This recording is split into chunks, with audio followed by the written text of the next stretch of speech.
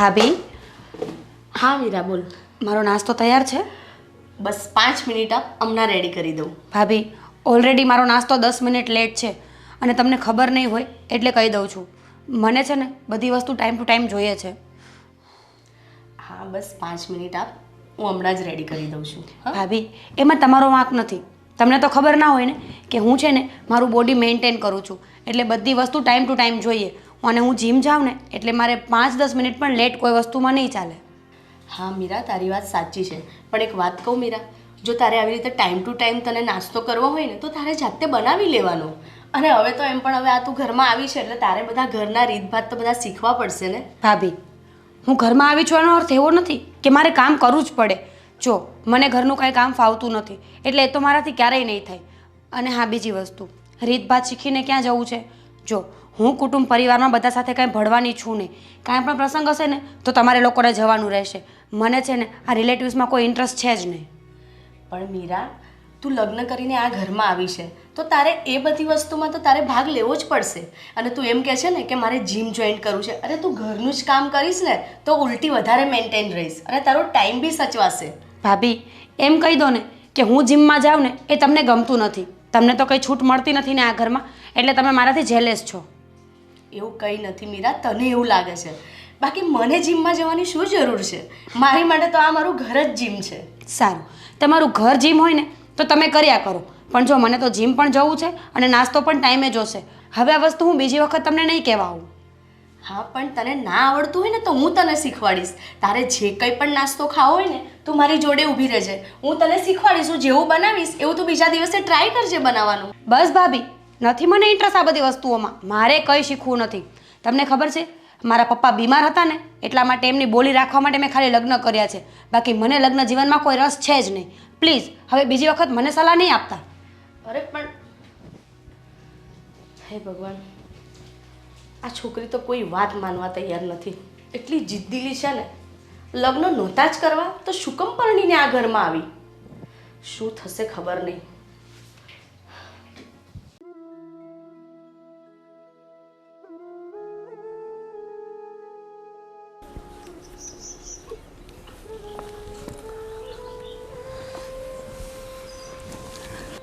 અરે અશોક, આમ ઉદાસ કેમ બેઠો છે? અરે કંઈ નહીં બાપુજી, બસ કંઈ ઉદાસ નથી બેઠો. મારે સારું જ છે. બેટા, તું કહે છે કે મારે સારું છે, મને ખબર છે. તું શેની ચિંતા કરે છે ને એની મને ખબર છે. પણ બેટા, આ બધા નસીબના ખેલ હોય છે.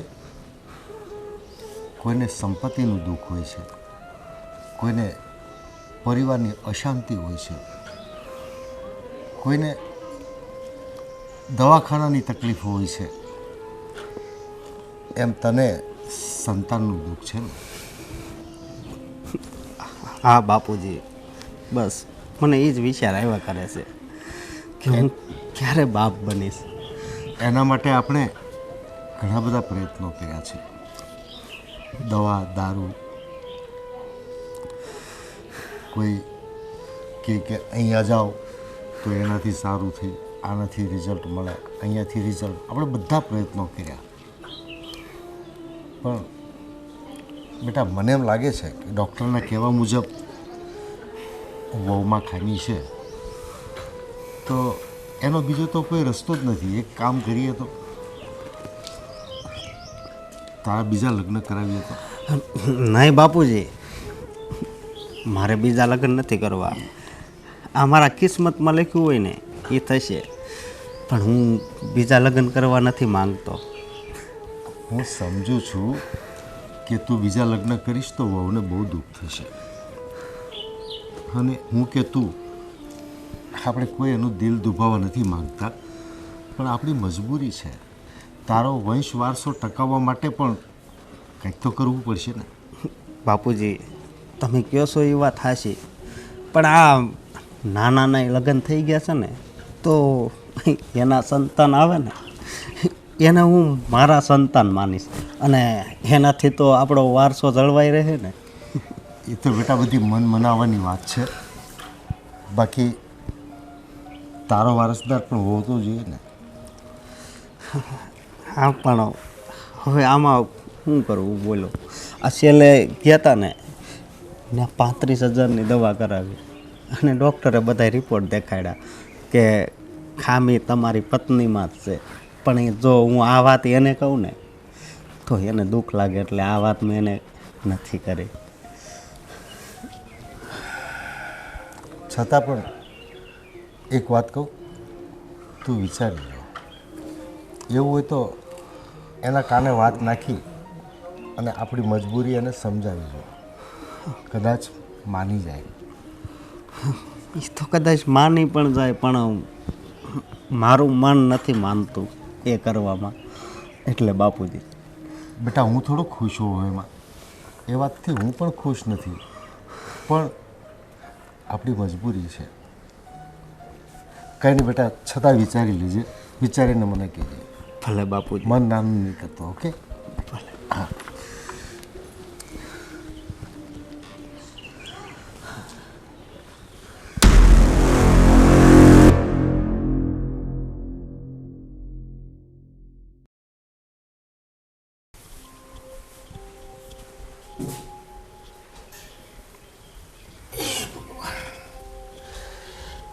હા બેટા, હવે તું આ ફોનમાં ગેમ ક્યાં સુધી રમા કરીશ? તું હવે નાનો નથી.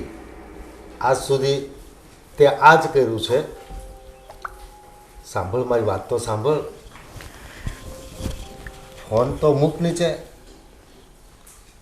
હવે મારી ઉંમર થઈ ગઈ અને તારા લગ્ન પણ થઈ ગયા. હવે થોડી ઘરની જવાબદારીમાં ધ્યાન આપો. પપ્પા, તમે છો ત્યાં સુધી મારે શું કરવાની જરૂર છે?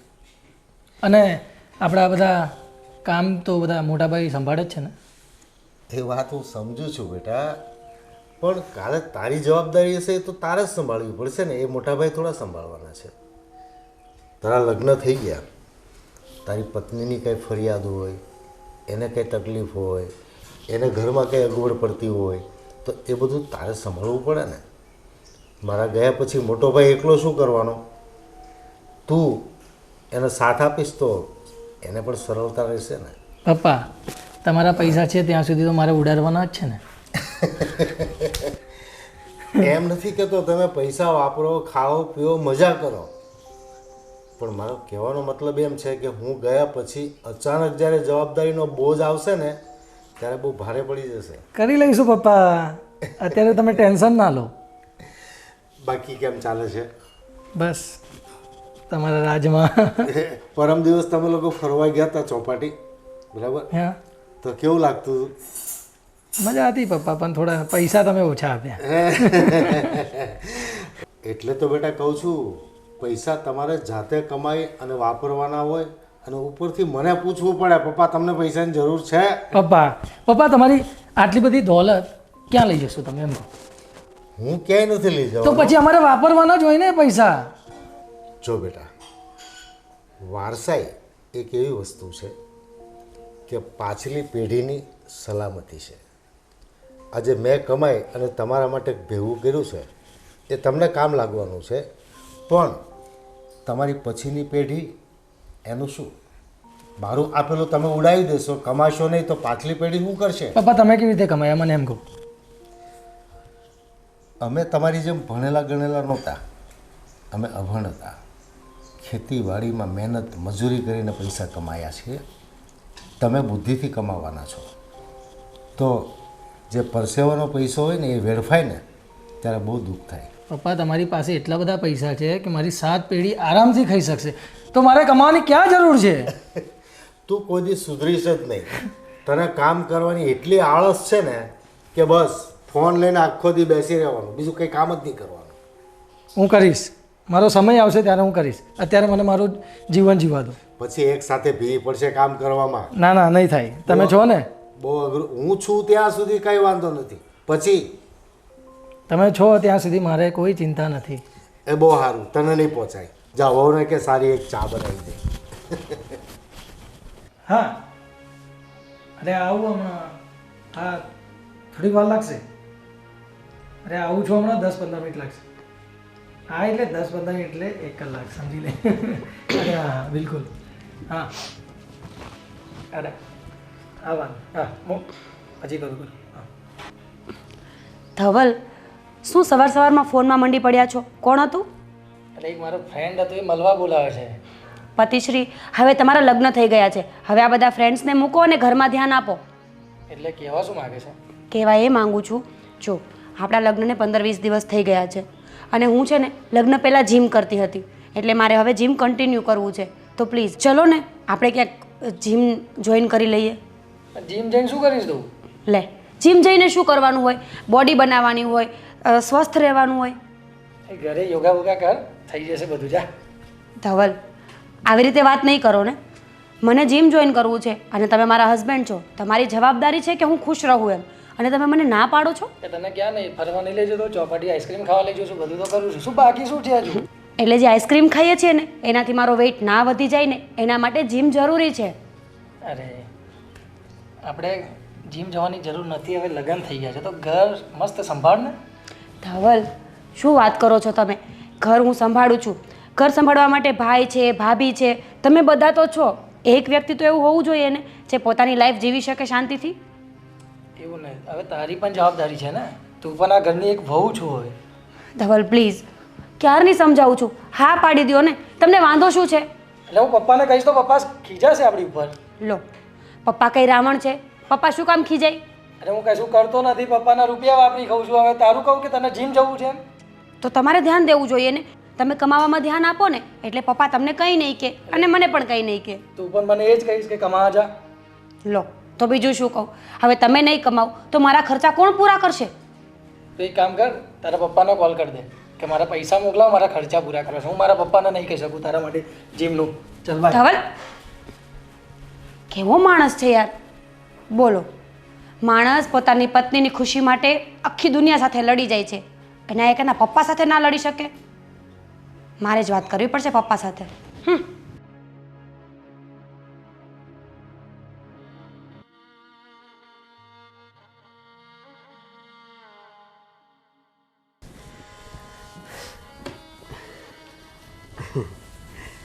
કેમ હાવ આમ નિરાશ બેઠી એવું લાગે છે?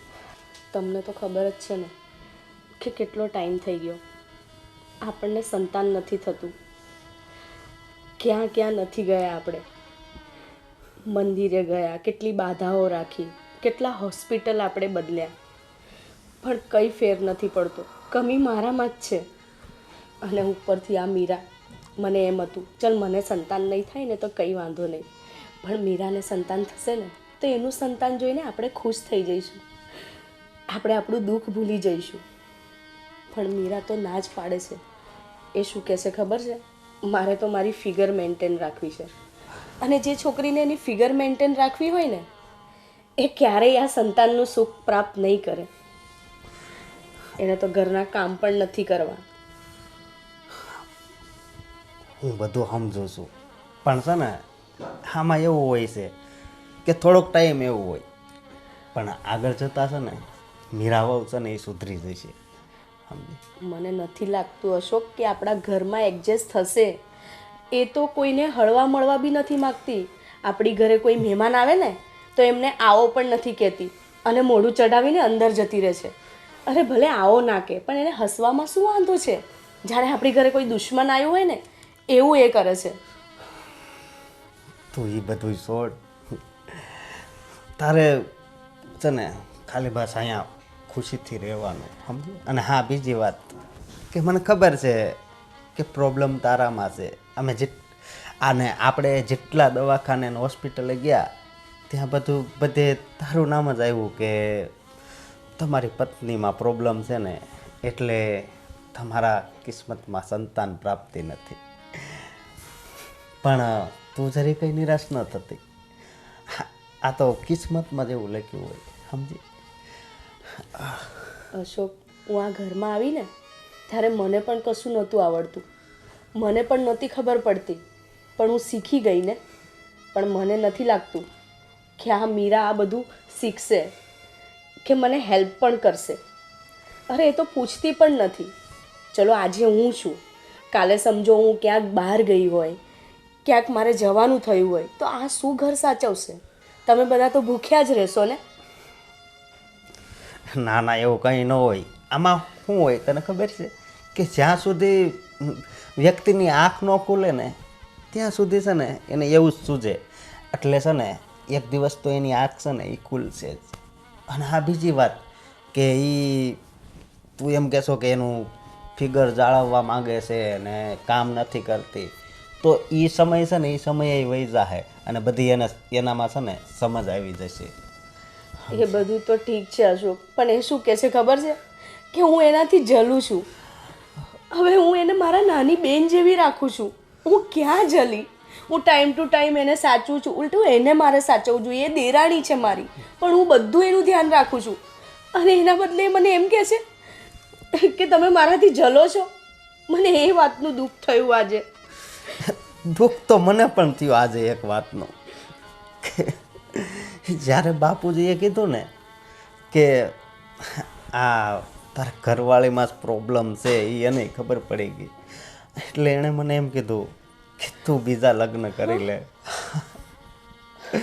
પણ તને શું કહું છું કે આ વાત તારા મગજમાં નથી ઉતારવાની, સમજી? બાકી હું તારો સાથ કોઈ દિવસ નહીં છોડું. જો આપણા કિસ્મતમાં છે ને સંતાન નહીં હોય, સમજે તું? અને આ નાનકાના ઘરે દીકરો આવે કે દીકરી આવે, આપણે છે ને એને આપણું સંતાન માનશું, સમજે? એટલે તું છે ને આમ રડ નહીં અને નિરાશય ન થા. અશોક, સાચું કહું ને તો તમે કરી લો બીજા લગ્ન. મને કોઈ વાંધો નથી. એમ પણ હું તમને સંતાન સુખ નથી આપી શકતી. આ જિંદગી જ શું કામની? અરે લગ્ન જીવન ખાલી સંતાન સુખ જ થોડું છે. લગ્ન જીવન એ છે ને સુખ દુઃખમાં છે ને સાથે રહેવાનું છે, સમજે? એટલે કાંઈ સંતાન તું ન આપી શકે તો કંઈ નહીં, પણ તું મને દિલથી તો ખુશ કરે છે ને. હા, અને એટલે છે ને તું આ રડવાનું બંધ કર. આમ રડ નહીં. બસ હવે શાની રહી જા.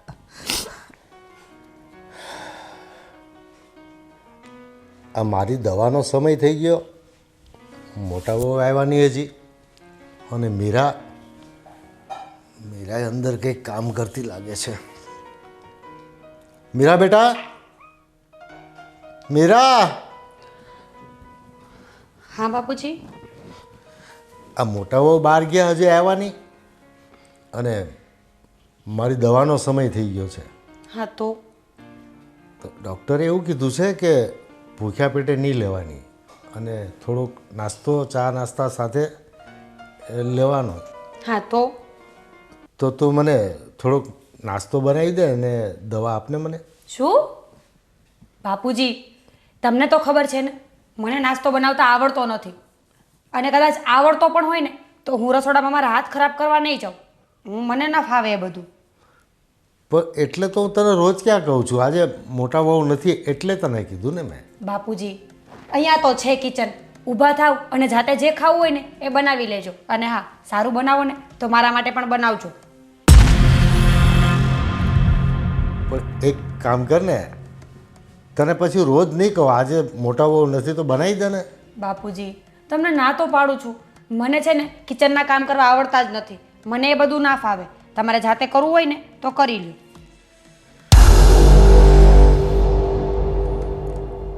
ઠીક છે, હવે તને નહીં કહું. બાપુજી, એ બધી વાત છોડો. હું તમને શું કહું છું, મેં ધવલ સાથે વાત કરી હતી, મારે જીમ જોઈન કરવું છે.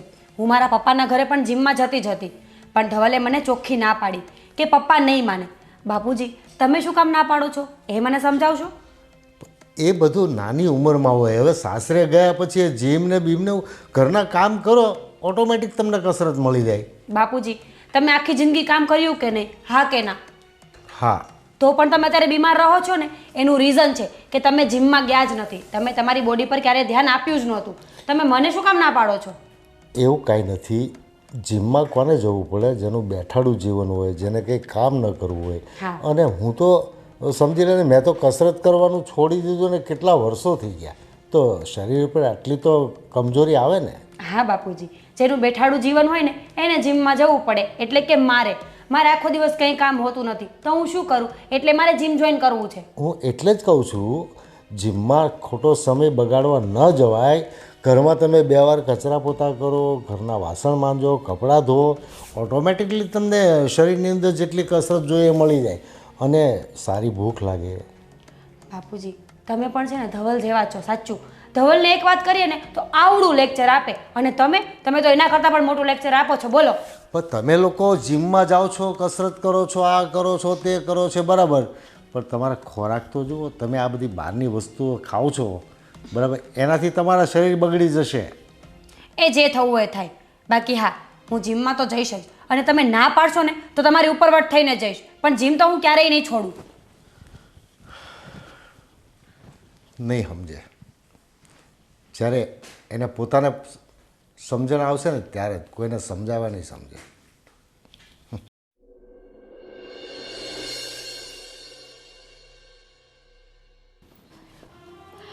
અરે પપ્પા, તમે બહાર બેઠા છો? દવા લીધી કે નહીં તમે? હા, લીધી. અને મેં મીરાને કહીને ગઈ હતી કે પપ્પાને થોડોક કંઈક નાસ્તો બનાવી આપજે. એને બનાવી આપ્યો તમને? ના, મેં એને નાસ્તા માટે અને દવા માટે કહ્યું ને તો મને ના પાડી દીધી. મને કહે છે હું રસોડામાં નહીં જાઉં મારા હાથ ખરાબ કરવા. ભૂલ મારી જ હતી. મારે જ તમને નાસ્તો પાણી કરીને પછી જવું જોઈતું હતું, પણ મને એમ હતું પેલી કામીની બહાર જવાની છે ને તો મારે સાડીનું બ્લાઉઝ ને એ સીવડાવવા ગઈ હતી. પણ પપ્પા, તમારે 5-10 મિનિટ રાહ તો જોવાય ને. અરે મેં દવા લઈ લીધી છે, તું ચિંતા નહીં કર. ડબ્બામાંથી નાસ્તો લઈ ખાઈ લીધો, પાણી પી અને દવા પણ લઈ લીધી. પણ પપ્પા, આટલા તમે જે નાસ્તો ખાધો કરો એનાથી કંઈ પેટ ભરાય? ચલો તમે અંદર બેસો, હું તમારી માટે મસ્ત ગરમ ગરમ કંઈક બનાવી આપું. હા,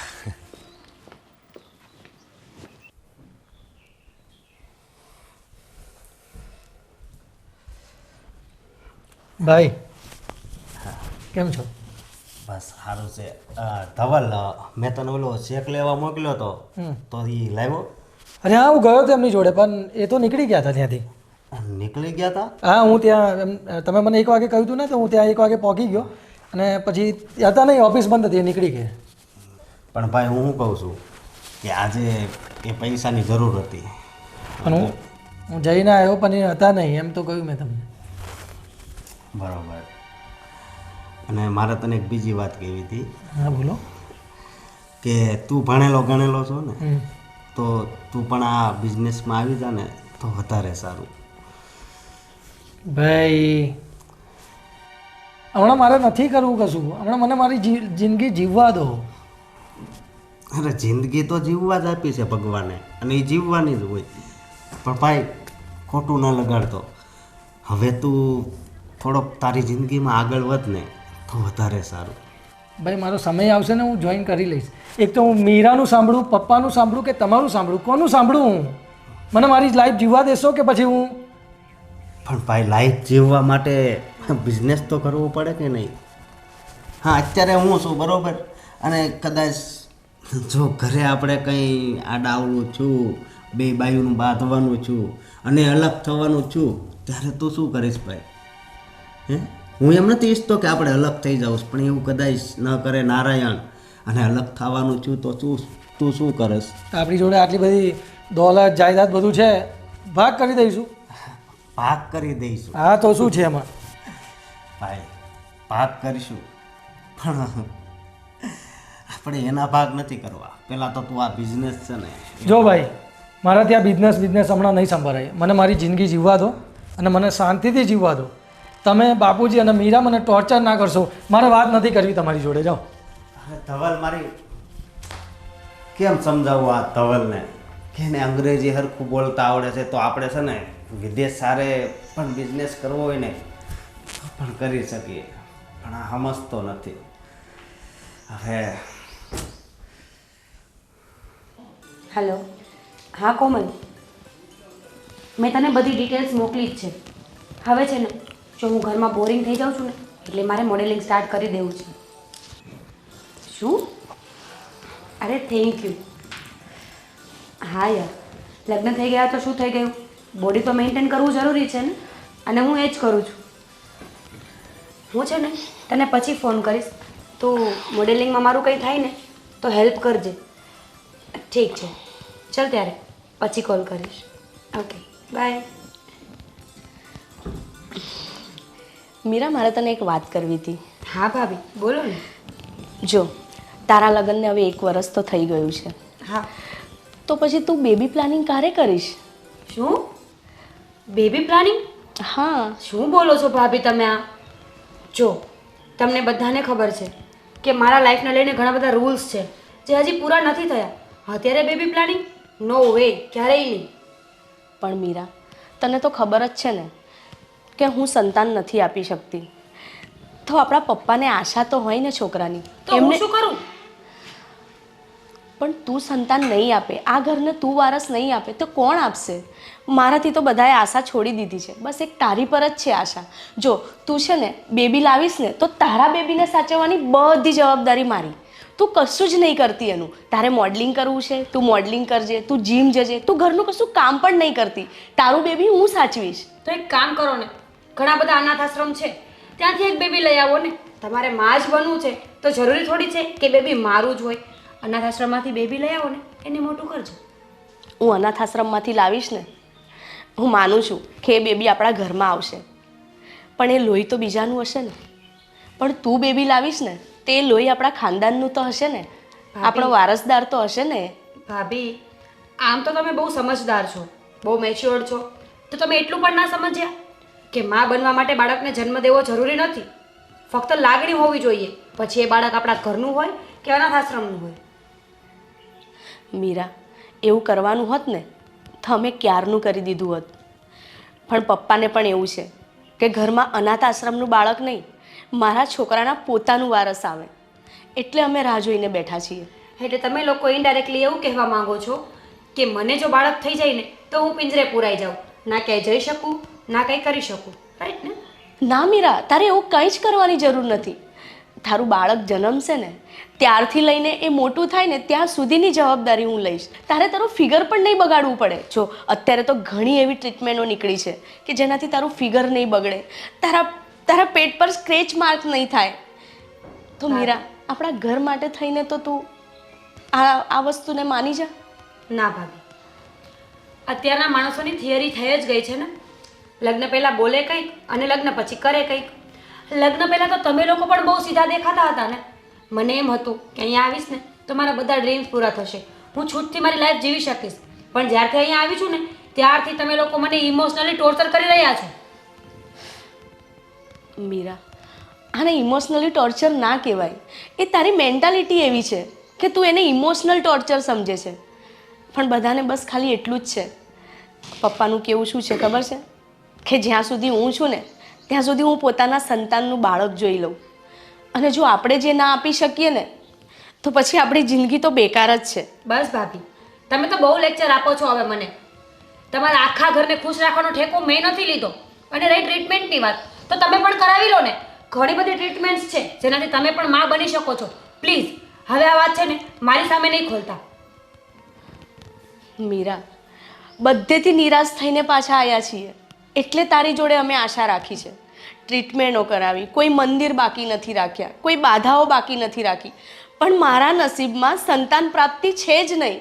તો મારી પાસે એક આઈડિયા છે ને, એક કામ કરો ને, તમે આ ઘર છોડીને જતા રહો. અશોકભાઈ બીજા લગ્ન કરશે ને તો બીજી વાઈફ એમને સંતાન જરૂર આપશે. પ્લીઝ મારી પાસેથી કોઈ આશા નહીં રાખતા હવે.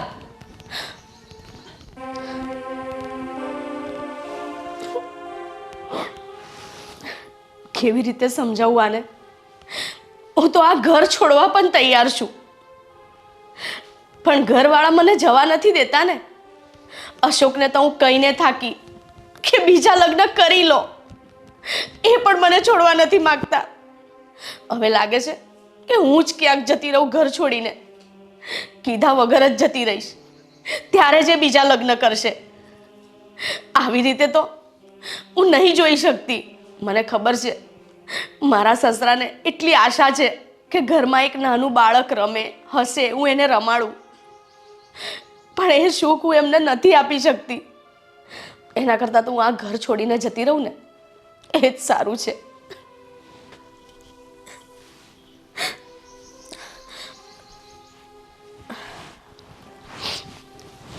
અરે બેટા, શું થયું? કેમ રડે છે? કંઈ નહીં પપ્પા, હા તો પપ્પા મને બહુ દુઃખ થાય છે શેના માટે? કે હું આ ઘરને વારસદાર નથી આપી શકતી. પણ પપ્પા હું પણ શું કરું? અમે શું નથી કર્યું સંતાન પ્રાપ્તિ માટે? કેટલા મંદિર ગયા, મસ્જિદ ગયા, ચર્ચ ગયા, કોઈ હોસ્પિટલ બાકી નથી રાખ્યા. એટલા પૈસા વેડવ્યા, પણ છેવટે નિરાશા જ મળી. કારણ કે તકલીફ મારામાં છે, તમારા છોકરામાં નથી. પપ્પા તમે અશોકને સમજાવો કે એ બીજા લગ્ન કરી લે અને મને છૂટાછેડા આપી દે. હું આવી રીતે તમને લોકોને દુઃખી નહીં જોઈ શકતી. અને મીરા તો સંતાન આપવા જ નથી માગતી. બેટા, એક વાત કહું, આ વાતની શરૂઆત કરનાર હું જ છું. તારી કમજોરીને નકારનાર હું જ છું. મેં અશોકને પણ કીધું હતું કે તું બીજા લગ્ન કરી લે. એક સંતાનની લાલસામાં અને મોહમાં મેં આવું વિચારી લીધું હતું, પણ આજ મને સમજાય છે. બેટા, આજે નહીં તો કાલે ધવલના ઘરે સંતાન થશે, એનાથી આપણે ખુશ રહીશું. અને બેટા, અશોકને બીજા લગ્ન કરાવવા માટેની જે મારી જીદ હતી ને, એ પણ મારી ભૂલ હતી. તું કોઈ દિવસ મન નાનું નહીં કરતી. અને સંતાન તો ઈશ્વર આપે તો થાય છે, નસીબમાં હોય તો થાય. અને આપણા પરિવારનું કોઈ પણ સંતાન એ આપણું જ ગણાય ને. આજે નહીં તો કાલે જ્યારે મીરા સંતાન આપશે ત્યારે એને જોઈને આપણે બધા ખુશ રહીશું. એ પણ આપણું જ લોહી છે ને. એટલે હવે હું તારી પાસે માફી માગું છું બેટા કે મેં અશોકને આવી શિખામણ આપી હતી. મેં તે દિવસ મારા મોહમાં એ પણ ન વિચાર્યું કે સંતાનથી હું તો ખુશ થઈશ, પણ તારું જીવન દોહેલું થઈ જશે. એ આજે મને સમજાય છે.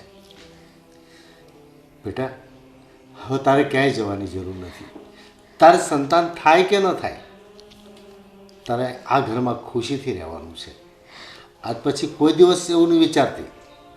તું તો મારી દીકરી છે બેટા, અને આ ઘર પર તારો હક છે. સંતાન માટેની જે આપણી અંદરની વેદના છે ને, એને આજથી ભૂલી જવાની છે. ઈશ્વરને જે ખુશી આપવી હોય એ આપે, એનાથી સંતોષ થઈ અને આપણે ખુશ રહેવાનું છે.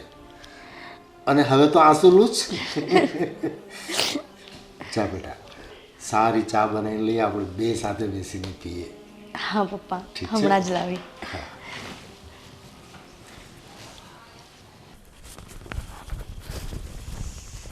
મીરા, જાને એક કપ ચા તો બનાય. ઓહ, દેખાતું નથી. આ બામ લઈને બેઠી છું તો શું અહીંયા ગીતાજી વાંચું છું? હાથ દુખે છે મારો. ચા બનાવો. મેં તને એક કામ કહ્યું કે ચા બનાય, એમાં પણ તારા નખરા. એમાં છે ને નખરા વળી. હાથ દુખે છે તો ના પાડી, જાતે બનાવી લો ને. અને હા, મારા માટે પણ બનાવજો. આ કેવું? જે તમે જોવો છો એવું જ તે. તને ભાભી કાયમ કામનું કહે છે, તું કામ કેમ નથી કરતી ઘરમાં? જો તમે રાડું પાડશો ને તો મને કંઈ ફરક પડવાનો છે નહીં.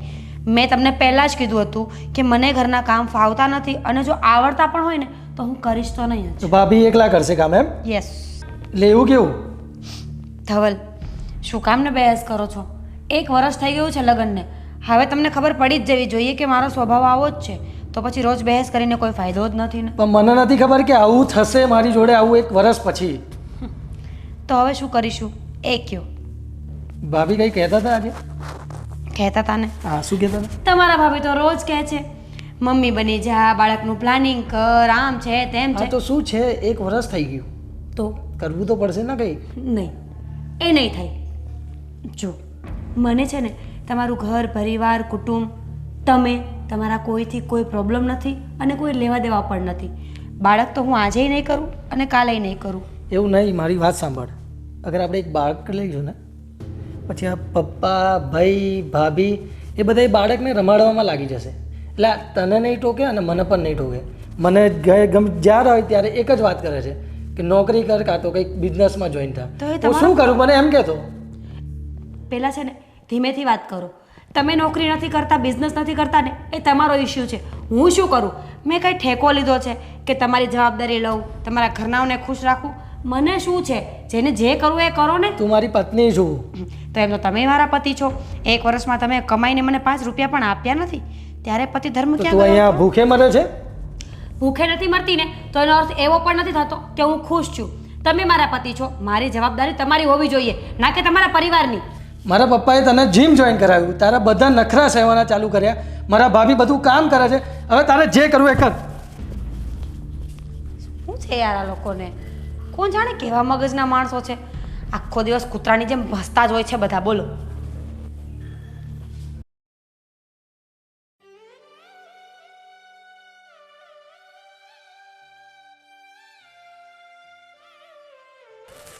બાપુજી, એક ખુશ સમાચાર આપું. હવે આ ધવલ છે ને એ ઓફિસે આવવા માંડ્યો છે. હે? હા, અને ધ્યાને દેવા માંડ્યો છે. સારું સારું.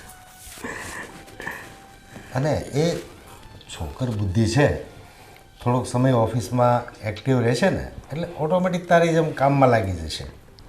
હા, પણ મીરાને થોડીક બુદ્ધિ શાંત થતાં વાર લાગશે. તમે હજુ બાળપણ જેવું જીવન છે, પણ જોઈએ હવે સમય જતાં એ પણ ઠીક થઈ જશે.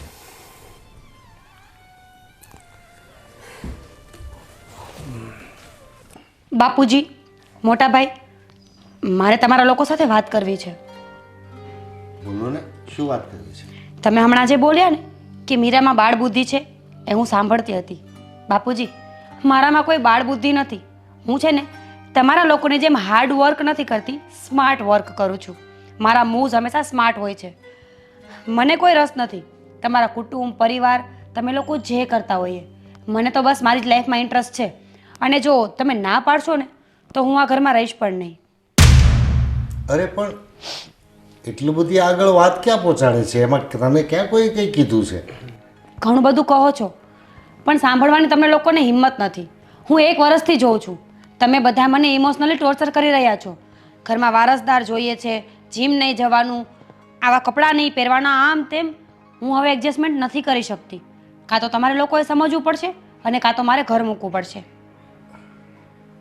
અરે બેટા, આ વાતને તું એટલું બધું ક્યાં વતેસર કરે છે? તને કોઈ કીધું હોય અને ખોટું લાગ્યું હોય તો હવે તને કોઈ નહીં કહે, પણ થોડુંક શાંત દિમાગથી વિચાર. આવી નાની નાની બાબતોને લઈને ઘરમાં કજિયા ન કરાય. નાની બાબત? આ તમારા માટે નાની બાબત હશે બાપુજી, મારા માટે નહીં. ભાભી મને 24 કલાક ટોર્ચર કર્યા કરે છે, બાળક માટે, ઘરના કામ માટે. હું હવે કંટાળી ગઈ છું. મને આ રોજના ઝઘડાઓ પસંદ નથી, એટલે મેં ફેસલો કર્યો છે કે હવે હું આ ઘરમાં નહીં રહું. બેટા, મીરા, તું ઉતાવળે છે ને કોઈ ડિસિઝન ના લઈશ કે જેથી તને પાછળથી પછતાવવું પડે. અને અમે ક્યાં કંઈ ગલત કહીએ છીએ? અમે જે કંઈ પણ કહીએ છીએ તારા સારા માટે કહીએ છીએ, હે ને પપ્પા? કાલ ઉઠીને તું ઘરનું કામ કરીશ, તું શીખીશ તો તને જ ફાયદો છે. આ તો ચલો હું છું તો તને ચલો બધું હાથમાં તૈયાર આપું છું, બધું તારું ધ્યાન રાખું છું, પણ કાલે કદાચ હું હોઉં ના હોઉં તો શું કરીશ તું? ભાભી, તમે છો ને ત્યાં સુધી હેન્ડલ કરી લો, નહીં હોય ત્યારે જોયું જશે. આમ પણ આ દુનિયામાં છે ને કોઈ વગર કોઈ અટકી નથી રહેતું. અરે અટકવાની આમાં ક્યાં વાત જ છે? પણ તમે આમાં આ ઘર છોડીને જશો તો તમારા જીવનનું શું થશે? આ ધવલના જીવનનું શું થશે? પણ બેટા, સમાજની અંદર આપણી બદનામી થશે, લોકો આપણા ઘરની કેવી વાતો કરશે? મારે એ બધું ક્યાં જોવાનું છે? એ તમારે લોકોએ જોવાનું છે, સમાજ શું કહે છે ને શું નહીં. અને રહી વાત ધવલની, 1 વર્ષથી ઘરમાં બેઠા છે, કંઈ જોબ નથી કરતા, બિઝનેસ નથી કરતા, ત્યારે સમાજ કંઈ નથી કહેતું. મીરા, ભલે ધવલભાઈ કશું નથી કરતા પણ તને કોઈ તકલીફ પણ તો નથી પડવા દીધી ને. ભાભી, લગ્ન મેં ધવલ સાથે કર્યા છે, બીજા કોઈ સાથે નહીં. મારી જવાબદારી ધવલની હોવી જોઈએ ને, પણ નહીં. એને તો મારી કંઈ પડી જ નથી. એ તો એના ફ્રેન્ડ સાથે ખુશ છે, પોતાની લાઈફને એન્જોય કરે છે, અને હું તમારા બધાનું સહન કરું છું. પણ એ હવે ઓફિસે આવે છે, દિવસમાં 3 થી 4 વાર આવે છે. હવે એને એમ લાગે છે મોટા ભાઈ, દિવસમાં 3 થી 4 વખત ઓફિસે આવે ને, એને કામ કર્યું ના કહેવાય. એ તો માણસ ફ્રેન્ડના ઘરે પણ જતા હોય, ઓળખીતાના ઘરે પણ જતા હોય. સમજી ગયા ને? બેટા, આ ઘરને તું એકવાર પોતાનું તો સમજી જો. એક વખત અમને બધાને તારા પોતાના તો સમજી જો. તારો જોવાનો નજરિયો બદલી નાખ. ખરેખર તારા માટે બધાને પ્રેમ છે. બાપુજી. જેવું વિચારે ને એવું નથી. બાપુજી, નજર તમારે બધાએ બદલવાની જરૂર છે. તમે બદલી જાઓ ને તો મને કંઈ પ્રોબ્લેમ છે જ નહીં, પણ તમે લોકો તો તમારી હઠ ઉપર બેઠા છો ને કે તમે કહેશો એમ જ થશે. તો ઠીક છે, હવે હું આ ઘર છોડીને ફાઇનલી જાઉં છું. મીરા, એક મિનિટ. જો તું આમ ઉતાવળ્યું ડિસિઝન ના લઈશ. અને ધવલભાઈ હવે ઓફિસે જતા તો થયા છે ને, ધીરે ધીરે કામ કરતા પણ થઈ જશે. જો વરસથી એમણે કંઈ જ કામ નથી કર્યું એટલે એમને વાર તો લાગે ને સેટ થતા. તો થોડો ટાઈમ આપ ને મીરા. તું વધારે નહીં તો 1-2 મહિના આપ, પછી તને જેમ ઠીક લાગે ને એમ તું કરજે. ઠીક છે, હું વિચારીશ. જો મને સારું લાગશે ને તો ટાઈમ આપીશ, બાકી નહીં. પપ્પા, શું થશે હવે? આપણે આ ધવલભાઈને કઈ રીતે કહીશું કે મીરાએ આવું કહી દીધું છે? શું ભાભી, શું કહેવાનું છે મને? પપ્પા, તમે જ કહો હવે. શું થયું પપ્પા? મીરા હમણાં ગુસ્સો કરીને ગઈ. હા, એ એમ કહે છે કે હું આ ઘરમાં નથી રહેવાની, હું જતી રહેવાની છું. તમે લોકો મને માનસિક ટોર્ચર કરો છો, મને ઘરના નિયમોમાં બાંધીને રાખો છો, મારું મનનું ધાર્યું થવા નથી દેતા ને આવું બધું બોલતી હતી. મેં એને સમજાવી, બેટા તારા માટે બધાને લાગણી છે, પણ તું ખાલી જોવાનો નજરિયો બદલી નાખ. તો એ કે નજરિયા તમારે બદલાવવા પડે એવા છે. પપ્પા એને જવા દો, કોઈ કાંઈ બોલશો નહીં, એને જવા દો. હવે આ ઘરમાં એની જરૂર નથી. પણ ધવલભાઈ, મેં ભાભી તમારું ઘણું સાંભળ્યું, હવે નહીં સાંભળી શકું. અને તમે પણ મોટા ભાઈ હવે કશું બોલશો નહીં. પપ્પા એને જવા દો. પણ બેટા એના જવાથી આપણું નામ ખરાબ થશે સમાજમાં. પપ્પા એ હતી ત્યારે ક્યાં નામ સારું છે આપણું. પણ ધવલભાઈ, એણે 2 મહિનાનો ટાઈમ આપ્યો છે ને, તો તમે 2 મહિનામાં કંઈક એવું કરીને બતાવો કે એને સામેથી એવું થાય, એને એની ભૂલ સમજાય કે હું ખોટી હતી. પણ એને આમ આવી રીતે જવા દેવાનું ના કહેશો. બેટા હજુ એનામાં બાળક બુદ્ધિ છે. થોડો ટાઈમ આપણી સાથે રહેશે ને ઘડાઈ જશે. એને પણ એની ભૂલ સમજાઈ જશે કે અમારું ઘર છે, અમારો પરિવાર છે, મારે બધાની સાથે સંપીને રહેવું જોઈએ, બધાની સાથે કામ કરવું જોઈએ. ધીમે ધીમે એને પણ સમજાઈ જશે, પણ એને પ્રેમથી સમજાવવી પડશે. હા ધવલભાઈ, તમે છે ને આટલું ઉતાવળ્યું ડિસિઝન ના લેશો. પપ્પા હવે હું તમારી કંપનીને સાચવીશ. મોટા ભાઈ સાથે હું સવારે 10 વાગ્યાથી સાંજે 7 વાગ્યા સુધી ઓફિસે રહીશ. ભાઈ કેટલાય સમયથી એકલા કામ કરે છે. હવે હું મારા પગ ઉપર ઊભો થઈને બતાવીશ અને મીરાને પણ ખબર પડશે કે હું કોણ છું. મને પણ બેટા તારા પર વિશ્વાસ હતો કે એક દિવસ તું પણ ગંભીર બની જઈશ, ઘરની જવાબદારીઓ ઉઠાવી લઈશ. પણ એક બાળક બુદ્ધિ હોય ને ત્યાં સુધી બધું ઘરમાં ચાલતું જ હોય, એને સમય આપવો પડે સુધારવા માટે. એમ મીરાને પણ સમય આપ્યો છે, 2 મહિનામાં કીધું છે. તો 2 મહિનામાં તું એવું કંઈક કરીને બતાવ કે આપણે એને સમજાવી ન પડે, એની જાતે સમજી જાય. પપ્પા તમે કેટલા સારા છો. તમે મને આજ દિન સુધી કાંઈ કશું નથી બોલ્યા. મેં જે કર્યું એ કરવા દીધું. મારા મોટા ભાઈ મને કેટલો સમજાવ્યો પણ એમને મને ક્યારેય મારી પર હાથ ના ઉપાડ્યો. બેટા એક વાત કહું, ઘરના જે વડીલો હોય ને એની એક મર્યાદા હોય, અને બાળકો હોય ને એની પણ એક મર્યાદા હોય. જે ભૂલ કરે ને એને દીકરા કહેવાય, અને ભૂલને સુધારે ને એને બાપ કહેવાય. ભાભી હવે તમે પણ ચિંતા ના કરશો. ભાઈ સાથે લાગીને હું કંપનીને ઉપર સુધી લઈ જઈશ. હા ધવલભાઈ, અમને તો વિશ્વાસ જ હતો કે એક દિવસ તમે જરૂર એવું કોઈ કામ કરશો ને કે મીરા સામેથી કહેશે કે ભૂલ મારી છે. અને હવે હું તમને સંતાન આપીશ. ચલો કંઈ નહીં, આપણું એક નાદાન બાળક સુધરી ગયું અને બીજું સુધરી જાય એટલે ઘરમાં શાંતિ. બસ.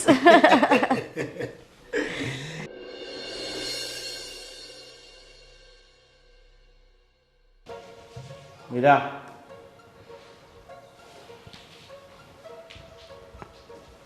હા ભાઈ, શું થયું?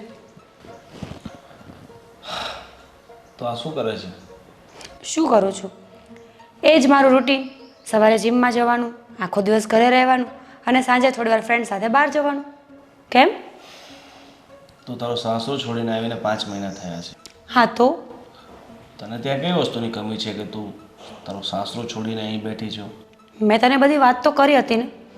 એ લોકોનું કહેવાનું એવું છે કે મારે ઘરના કામકાજ શીખવા જોઈએ, કુટુંબ પરિવારમાં મળીને હળીભળીને રહેવું જોઈએ અને મારે હવે વહેલી તકે માં પણ બની જવું જોઈએ. જે વસ્તુ મને પસંદ નથી એ લોકો મારી પાસે એ જ કરાવવા માંગે છે. બસ એટલે મને જે કીધું છે એમાં ખોટું શું છે? એક સ્ત્રીની જવાબદારી હોય છે ઘરને સાચવે, ઘરનું બધું કામકાજ કરે, ઘરને સંતાન આપે. તારી જવાબદારી વિરુદ્ધ તો એમને કંઈ કીધું નથી ને? ભાઈ, તું પણ શું એ લોકોની જેમ બોલવા માંડ્યો છે? તને પણ નથી ગમતું કે શું હું અહીંયા રહું છું? તું મારી બેન છે, તું જિંદગી પર રહેશે ને તો એ મને કંઈ વાંધો નથી, મને ગમશે. પણ સમય સાથે આપણે ચાલવું પડે છે. તારા લગ્ન છે આ છે તો તારે તારા સાસરીની બધી જવાબદારી માથે લેવી પડે. તું એમ ઈચ્છે છે કે જે રીતે તું અહીં રહેતી હતી એ રીતે તું તારા સાસરીમાં રહેશે? એ તો શક્ય નથી ને. એક પારકું પરિવાર છે, એને તારે એક્સેપ્ટ કરવાનું છે. એ લોકોની જે રીત રિવાજ છે, એ લોકોના જે નિયમો છે એનું પાલન તારે કરવાનું હોય છે. તો તું કહેવા શું માંગે છે? કે હું ત્યાં પાછી જાઉં એમ? જો ભાઈ, મારો ઈગો હર્ટ થઈ ગયો છે. હવે ત્યાં પાછું જઈને કોઈ જ મતલબ નથી. તું ના પાડશે ને તો હું એકલી રહીશ.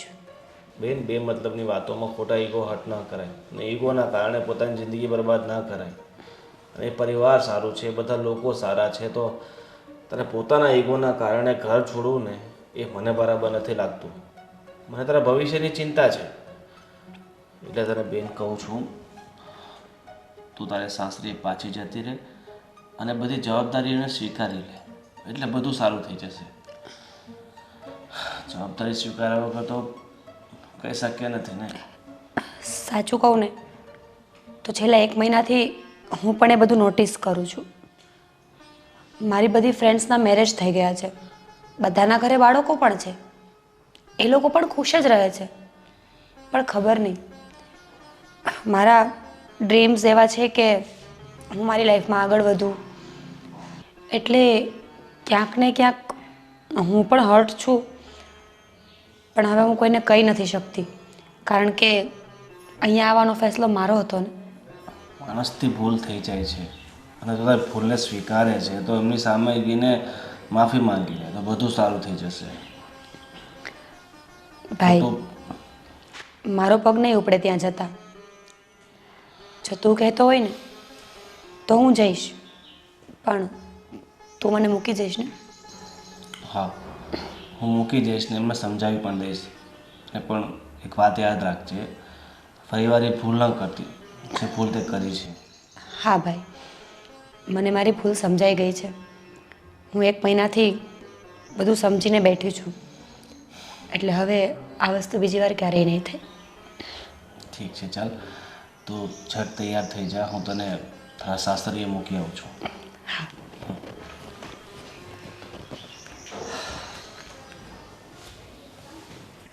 પપ્પા, ડૉક્ટરે બહુ સારા સમાચાર આપ્યા છે. શું વાત કરે છે? હા, આ છેલ્લો રિપોર્ટ કરાવ્યો ને તો એણે એમ કીધું છે કે હવે તમારે સંતાન પ્રાપ્તિની શક્યતા છે. હે? અરે ભગવાનનો ખૂબ ખૂબ આભાર તો. હા મોટા ભાઈ, કોંગ્રેચ્યુલેશન. પપ્પા તમને પણ. Thank you, thank you. અને પપ્પા, અને અત્યારે ધંધો પણ બહુ સારો હાલે છે. હા, એ પણ આને લીધે હો. અરે બેટા, એ તમારી બંને ભાઈની નીતિ અને મહેનત અને સુષ્મા માટે એની ધીરજનું પરિણામ છે. આપણા બધાની ભાવનાઓ સારી હોય અને કોઈ પણ કાર્ય માટે આપણી પ્રવૃત્તિ સતત બિઝનેસમાં હોય તો એનું ફળ જરૂર મળે છે. અને સુષ્માને એની શ્રદ્ધા અને એની ધીરજનું ફળ મળ્યું છે. ભગવાને બધું સારું કર્યું, પણ એક મીરાનું દુઃખ જે છે ને એ થોડું મને અઘરું લાગે છે. પપ્પા આટલું સારું થયું છે ને તો ભગવાન ઈચ્છે ને તો એ પણ સારું થઈ જશે. સાચી વાત છે બેટા. હા પપ્પા, તમે મન નાનું ના કરો.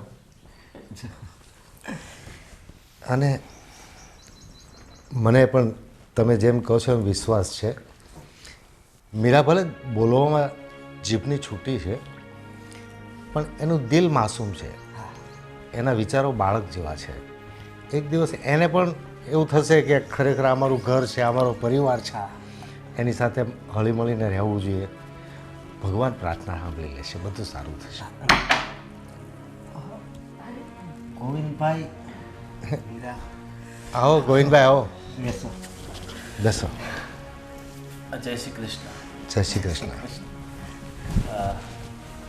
વેવાઈ, મારી બેનથી જે ભૂલ થઈ હતી એનો એને પસ્તાવો છે અને એ પાછી અહીં આવવા માંગે છે. એની ભૂલ સમજાઈ ગઈ છે કે સાસરિયામાં રહેવું અને પિયરિયામાં રહેવું એમાં ઘણો તફાવત હોય છે. તમે જે રીતે વર્ષો સુધી પિયરમાં રહો છો એ રીતે સાસરિયામાં રહેવું તો શક્ય નથી ને. અરે ગોવિંદભાઈ, તમે આ વાતને એટલી બધી ગંભીર લઈ લીધી? મેં કેવી રીતના લીધી તમને કહું.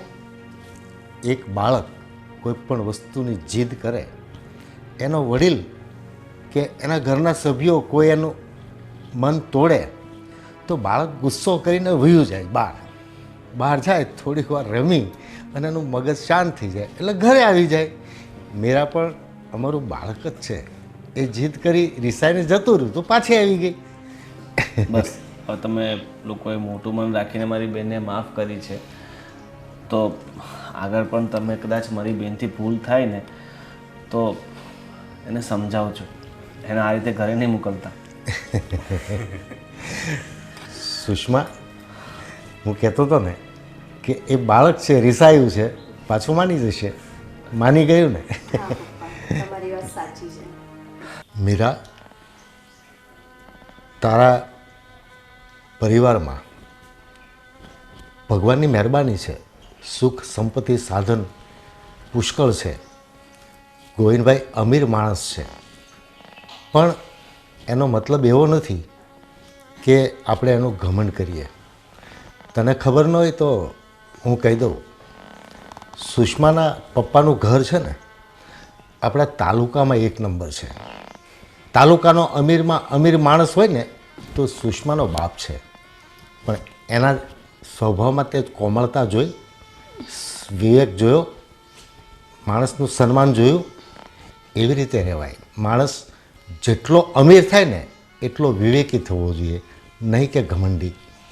હા બાપુજી, તમારી વાત સાચી છે. મને ઘમંડ હતો કે મારે કોઈની જરૂર નથી, પરિવાર, કુટુંબ, સમાજ, કોઈ પણ નહીં. પણ 1 મહિનો હું એકલી રહીને તો મને બધી સમજણ પડી ગઈ કે જ્યારે તકલીફમાં હોઈએ ને ત્યારે આપણા જ કામ આવે, અને જો આપણા કોઈ હોય જ નહીં તો આપણી તકલીફ કહેવાની કોને. મને મારી બધી ભૂલો સમજાઈ ગઈ છે, એટલે હવે હું કુટુંબ, સમાજ, પરિવાર બધા સાથે હળીમળીને રહીશ અને ઘરમાં તમને કોઈને શિકાયતનો મોકો ક્યારેય નહીં આપું. બેટા, અમે શિકાયત કરવાના જ નથી હવે. વેવાઈ, હવે જે થયું એ ભૂલી જાઓ. અને કુમાર, તમે કેમ આટલા બધા મૂંઝવણમાં છો? મારી બહેનની ભૂલ સમજાઈ ગઈ છે અને એ પાછી તમને ભવિષ્યમાં ક્યારેય શિકાયતનો મોકો નહીં આપે. ગાંડા, હવે એને કેટલું બોલવા દેવું છે? માફ નહીં કરે હવે. અને સુષ્મા, ગોવિંદભાઈ આવ્યા છે બહુ દિવસે આપણે ઘરે, એનું કંઈક મોટું મીઠું થાય એવું કરો. અરે હવે તો જમીને જ મોકલવાના ને, અને અને રસોઈ મીરા બનાવશે. હા, હું એ જ કહેવાનો હતો. જા મીરા, લાગી જા રસોડામાં. એક વાત તો હાચી હું પપ્પા કે ભગવાન જ્યારે દુઃખ દૂર કરે છે ને તો દુઃખનો એક છોડય છોડતો નથી. અને એમાં કહેવાય એવું છે કે એ બાળપણથી જ બહુ પ્રેમથી રહી છે, લાડસોરથી મોટી થઈ છે અને હંમેશા એનું જીવન પ્રેમથી ભર્યું ભર્યું હતું અને જીવનમાં કોઈ દિવસ કોઈ વસ્તુની કમી નહોતી આવી. એટલે થોડી જિદ્દી થઈ ગઈ હતી અને પોતાની ઈચ્છા અનુસાર પોતાની જિંદગી જીવવા માંગતી હતી. પણ હવે એને ખરા અર્થમાં સમજાઈ ગયું છે કે જીવન કેટલું અઘરું છે. આપણે સમયની સાથે પરિવર્તન થવું જ પડે. લોકો આપણા માટે ના બદલાય, આપણે લોકો માટે બદલાવવું પડે. અરે ગોવિંદભાઈ, તમારી બેન એવી છછંદી સ્વભાવની હતી ને, એમાં કંઈ તમારી ભૂલ નથી. અમારે પણ આવો જ હતો, કાલે સુધરો છે.